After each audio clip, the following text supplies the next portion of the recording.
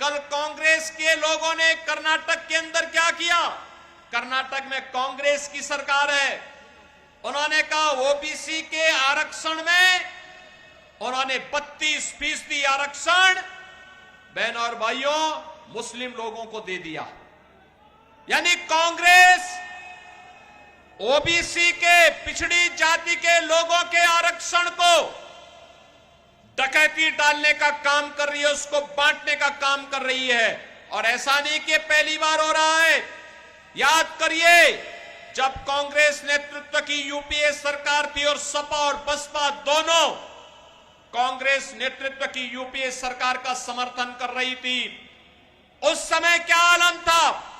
उस समय उन्होंने एक जस्टिस रंगनाथ मिश्रा कमेटी गठित की थी।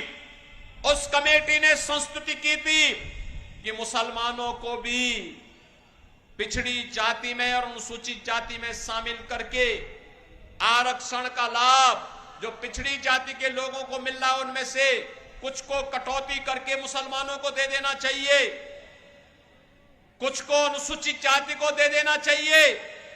ये तो कांग्रेस नेतृत्व की मंशा थी। यही नहीं, सच्चर कमेटी की रिपोर्ट भी किसी बात की ओर इंगित करती है। ये भी कांग्रेस ने गठित की थी। और आज जब कांग्रेस आई है तो कांग्रेस यही कहती है, फिर से कांग्रेस यही कह रही है कि आएंगे तो देश के संसाधनों पर फिर से मुसलमानों का अधिकार हो, इसकी वे वकालत करेंगे। बहनों और भाइयों, यहां का हिंदू कहां जाएगा? यहां की अनुसूचित जाति, जनजाति के लोग, पिछड़ी जाति के लोग कहां जाएंगे? बाबा साहब भीमराव अंबेडकर के संविधान को ये लोग अपमानित करना चाहते हैं।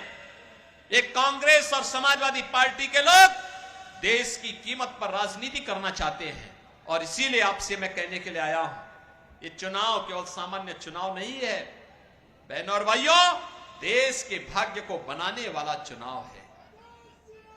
आपने मोदी जी को 2014 में वोट दे करके देश की सत्ता सौंपी, तो मोदी जी ने देश की तस्वीर और तकदीर को बदलने का काम किया।